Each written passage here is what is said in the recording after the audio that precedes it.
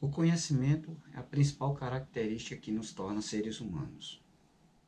Através de um processo em que os seres humanos começam a desenvolver na sua sociedade, que através dos estudos e através de novos experimentos, observação, comprovação e conclusão, se elabora um relatório. Esse relatório nós chamamos de ciência.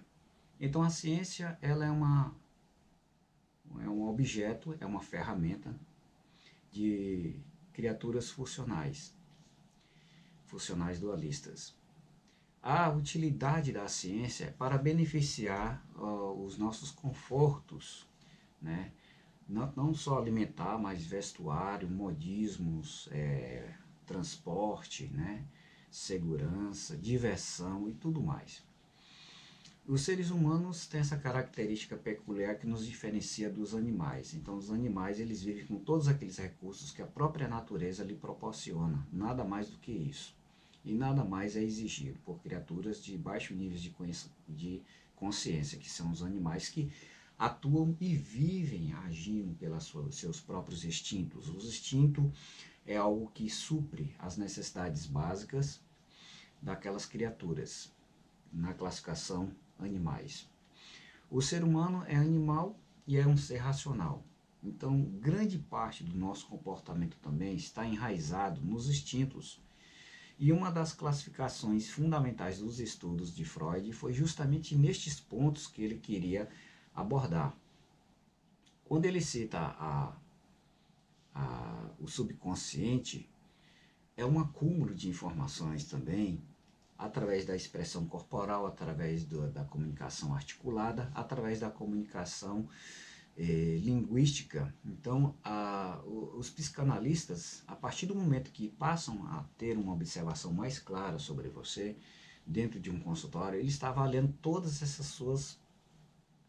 seus movimentos, a forma como você fala, a forma como você mexe os seus braços, a forma como você olha para as pessoas, olha para os cantos. Então todo esse processo e gesticulativo que você vai fazendo está sendo avaliado.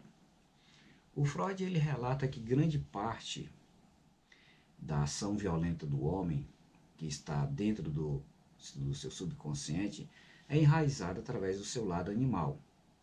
Uma das características fundamentais também da nossa mantedora de nossa espécie, que é o sexo, foi relatado muito em suas psicanálises, né? Então ele retrata que grande parte do comportamento social humano está relacionado à força poderosa que os indianos chamam de Kundalina, né? Essa energia do chakra, né? Kundalina, da reprodução do amor, né? Da energia criadora, né? E mantedora, né? De toda uma espécie, né? Então toda essa energia que são divididos através de 7 pontos, né? Uma coincidência extraordinária com as 7 cores dos arco-íris, né? E aí começa a surgir a formulação de ideias científicas a respeito da luz, né? A velocidade da luz de 300 mil km por segundo, que corresponderia a 7 voltas em torno da Terra, né? Só para vocês terem ideia, um fóton de luz que sai do núcleo do Sol leva 10 mil anos para chegar na superfície do Sol e leva 7 minutos para atingir a Terra, na velocidade de 300 mil km por segundo. Então, quando nós estamos recebendo a luz do Sol, nós estamos recebendo um fóton de luz que levou 10 mil anos para chegar na superfície do Sol e levou mais 7 minutos para atingir a Terra. Essa é a distância do Sol em relação à Terra.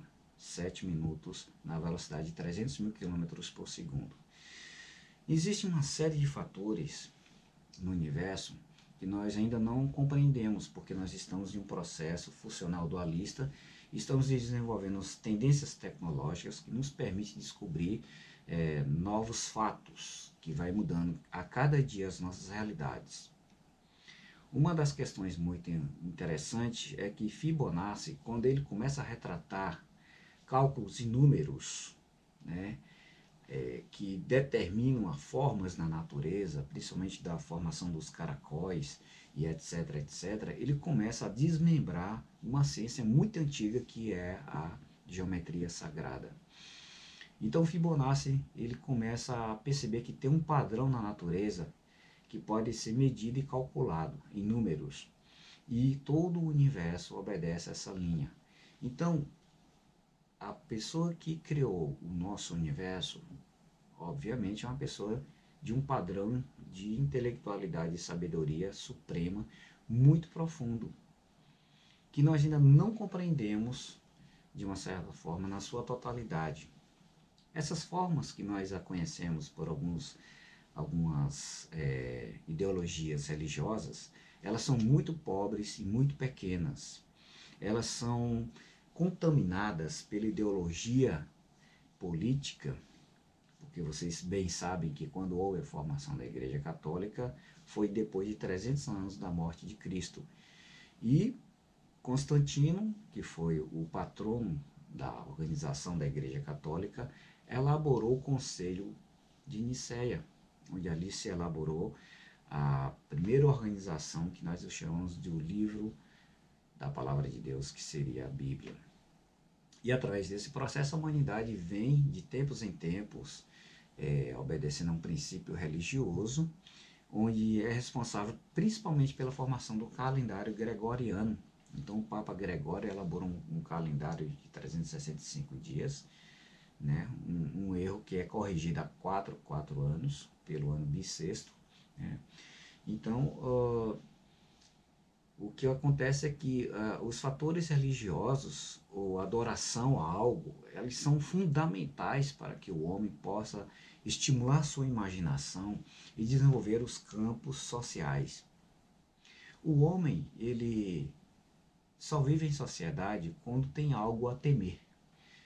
Então, quando ele cria algo extremamente sagrado, ou ele cria algo que ele deve justificativa, aí a ordem é colocada, ela é posta.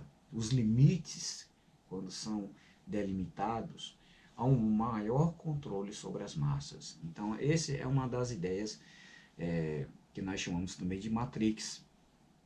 O livre pensamento, ele é de uma certa forma expurgado, porque pensar demais, às vezes, pode levar ao caos. Então, só para que vocês possam ter ideia, hoje estamos vivendo a era da informação, já disse isso para vocês, que em 50 anos ou 5 décadas, todo o nosso desenvolvimento da nossa sociedade tecnológica moderna superou 1.500 anos de história da humanidade. Então, em 1.500 anos da história da humanidade, nunca se desenvolveu tanta tecnologia como em 50 anos, ou 5 décadas do nosso tempo moderno. E eu também citei a síndrome do pensamento acelerado, né, e que, para que você possa entender a síndrome do pensamento acelerado, o Augusto Cury retrata muito bem ali no seu livro. Tá? Ele cita que uma criança de 8 anos tem muito mais informação e conhecimentos que o próprio imperador romano da época antiga. Então a síndrome do pensamento acelerado, ele quer nos mostrar que a grande quantidade de informações também pode gerar confusão na mente humana, levando a um estresse precoce. E isso vai ocasionar também uma demência, vamos dizer assim, uma dificuldade, uma nova doença para a humanidade. Uma das características fundamentais da leitura dinâmica é justamente você poder administrar os conhecimentos na sua mente. A leitura dinâmica, quando ela é praticada corretamente, ela faz com que você leia uma grande quantidade de informações de livros e não entre jamais em conflitos. Porque a conexão e a sincronia dessas informações, elas são fundamentais para gerenciar uma nova linha de pensamento. E para que essa nova linha de pensamento ela possa ter uma engrenagem perfeita de encaixe, é necessário você não julgar. Então, os antigos eles estavam corretos.